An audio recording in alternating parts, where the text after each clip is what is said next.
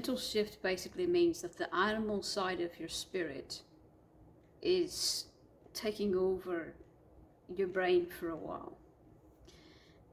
It is a literal altered state of mind, so it can help to get yourself into a trance before and when you're trying to come back into human again, because it's a literal, very deep altered state of mind. Okay, so when you're in that altered state, you temporarily quite forget, how to act and speak like a human. You're acting and speaking like an animal.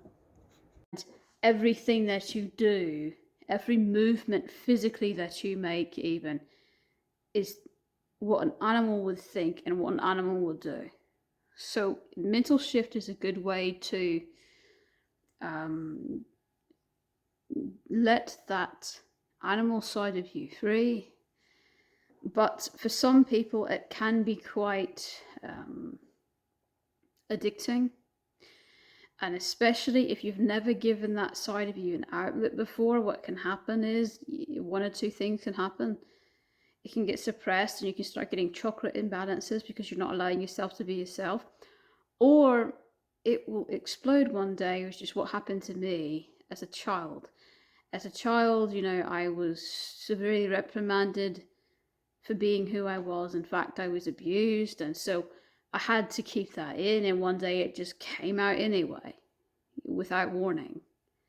And it started happening, full mental shifts started happening without warning because it was bottled up inside for so long.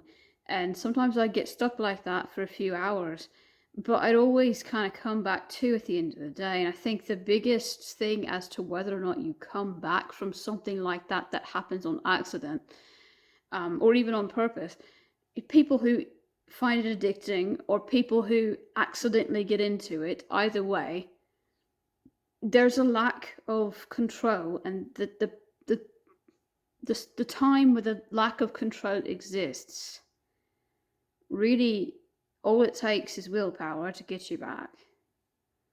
So, I could see how if someone was truly addicted and not just accidentally, it happens on accident, but someone was truly addicted and did it on purpose over and over and over again, how maybe they could get stuck like that, but that would be their own doing. That would be something that they brought upon themselves, okay? So, the biggest thing that I want to stress is, as long as you have control, and I am living proof of this, as long as you have control of mental shifting, you should be able to shift within seconds back and forth. A full mental shift, a full, complete 100% mental shift is that, yes, you do know you're human, but you forget that you can use your hands like a human does. You forget that you can walk on two limbs like a human does. You forget that you can vocalize like a human. And the only things that you know how to do is an animal, okay? You walk like an animal. You vocalize like an animal. Your body posture is an animal. Everything you do, your thought process is that to an animal. Okay, so like, for example, human thought process would be, something stupid like, later today, have somebody talk to somebody and it'll be fun and they'll really socialize with them and maybe play a few video games and that's the kind of stuff that's in your brain. An animal is like, I see a bird out there and I want to chase it down. I really want to chase it. I want to see. It really looks like fun. I really want to chase it. It's instinctual, and it's also the logic of an animal. Okay.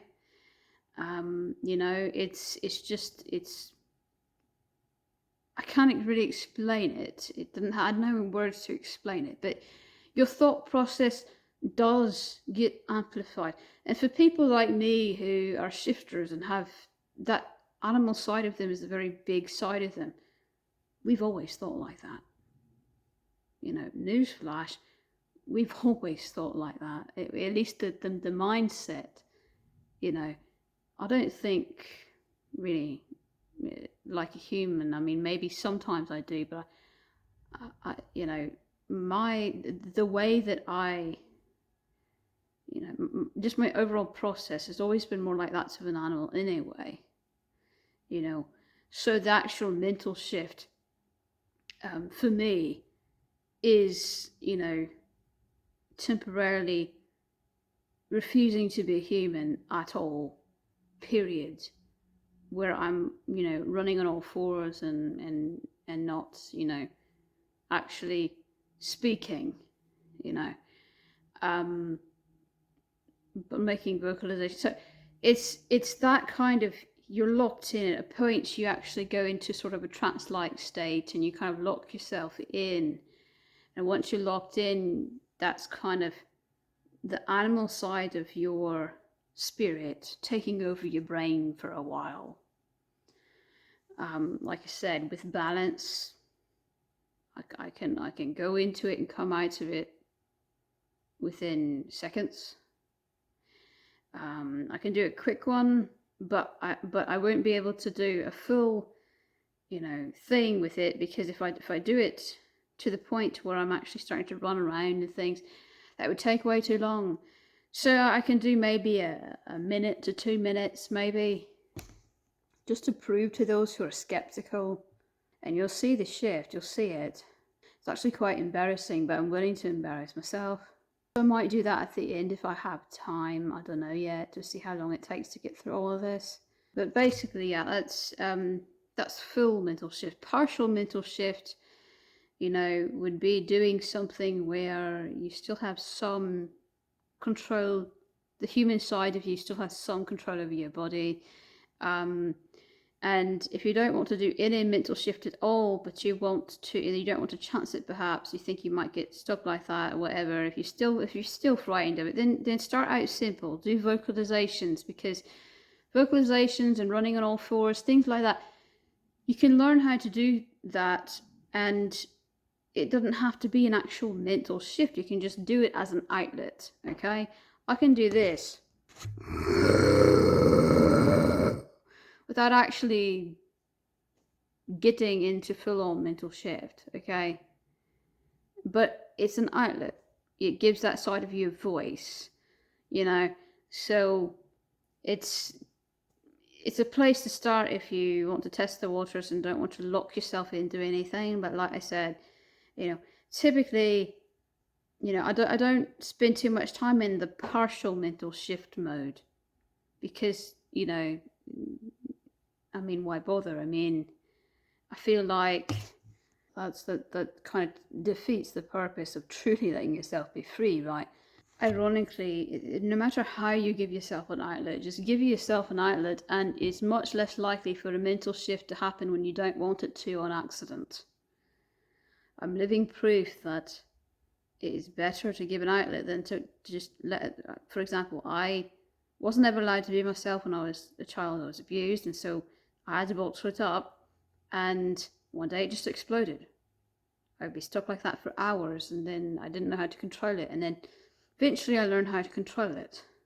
Okay, so I'm living proof that you can control it, and I'm also living proof that the best way to control it is to actually give that side of you some room to run and a voice.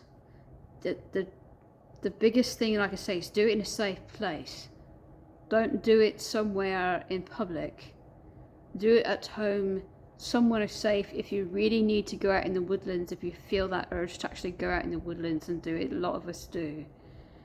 Nothing's wrong with that, as long as you realise that, there's a little bit of risk there. If you don't know what you're running on, and you're running barefoot on your hands and feet, then you might get, a snake bite or a bug bite, or you might get, step on some glass or some briars or something. I'm just, for legal purposes, I'm not saying do this, because, you could hurt yourself doing it potentially. But, for me personally, yes, I do that. I do go out there actually in the woodlands and do it, because it gives me a lot more freedom that way. They're trying to do it inside a house, all caged up inside a house. Looks like I got a really short period of time, so I'm going to do a very, very quick mental shift.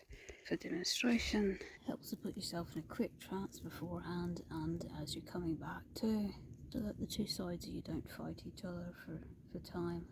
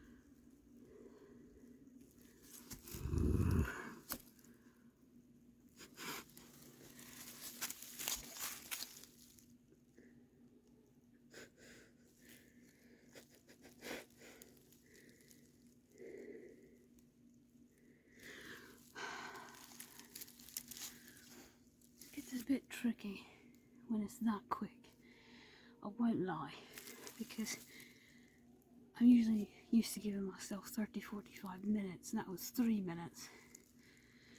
Wolf side of me is really pissed, but as you can see, you know. Oh, and there's a barred owl. Isn't that awesome? Can you hear that? Oh, it was a barred owl, but the neighbour shooting target practice probably just scared it. Oh, there it goes again. The barred owls are beautiful. I love them. Very powerful totem. I feel quite cherished to be greeted by one. But I'm doing this because I haven't seen one in a while. It's very distant, but if you hear really, turn your volume up, rewind back and turn your volume up. You might be able to hear it. It did it 2 or 3 times. The good thing about being human, you can get hair out of your mouth. Being a wolf, you can't do that. It's a lot more difficult. Alright.